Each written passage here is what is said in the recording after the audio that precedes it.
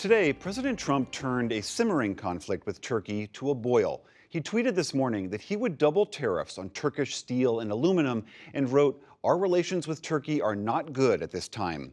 Turkey is a member of NATO and a major player in every hotspot across the Middle East. The tensions now between the two allies is the highest it's been in decades. Here's Foreign Affairs correspondent Nick Schifrin. In front of a faithful flag-waving crowd, Turkey's president today delivered defiance. Recep Tayyip Erdogan said Turkey was at war and the fight would be waged by every Turk.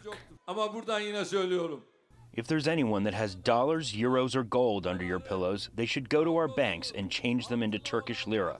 This is a national struggle. This will be my people's response to those waging an economic war against us. Erdogan's populist appeal paints the U.S. as the reason for Turkey's economic misery. Today, the Turkish lira tumbled as much as 20% to a record low.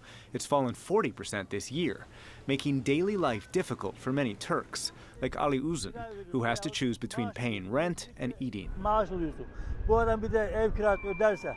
If I pay rent with my pension, what will I eat or drink? It's impossible to cope with this.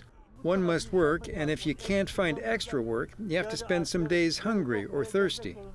Turkey doesn't actually trade that much steel or aluminum with the U.S., but the president's tweet ripped through Turkey like a shockwave, reducing confidence in an already weak economy, says the Washington Institute's Soner Çapte. So the economy was brittle.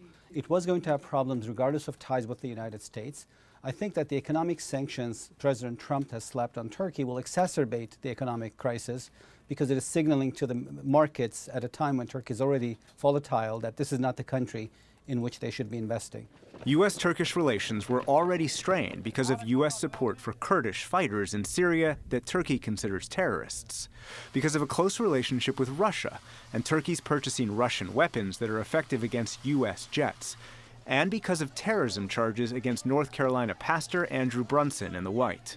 Brunson was moved from jail to house arrest, but Vice President Pence said last month that wasn't enough. To President Erdogan and the Turkish government, I have a message on behalf of the President of the United States of America.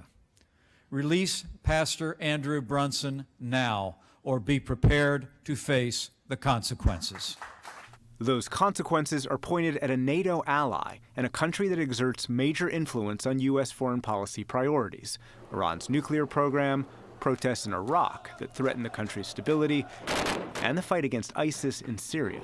Whatever the U.S. policies are regarding those states or entities, they're much easier, much less cumbersome, much less costly with Turkey on board. So Turkey is clearly not indispensable, but it's vital. Turkey blames the U.S. for not extraditing Fethullah Gulen, accused by Turkey of masterminding the 2016 failed coup. Erdogan paints himself as the only one who can secure Turkey from its enemies. He's cracked down on opponents and consolidated power. And he could use this moment to double down, says Çapte, who's written a new book on Erdogan. Erdogan knows that he can benefit from economic nationalism. He has a base that loves him, that adores him. That half that adores him is buying into Erdogan's narrative that Erdogan is going to make Turkey great again. And now they're going to buy into his narrative that Turkey faces economic war from the United States. He did not want this crisis, but he knows that he has it now, and he's going to make best use of it. And the way to use it is to use the crisis to blame the United States for Turkey's economic collapse. Erdogan has rallied Turkey with promises of prosperity, power, and piety. If he's going to deliver, he will need President Trump to back down, or he could turn Turkey away from one of its historic allies. For the PBS NewsHour, I'm Nick Schifrin.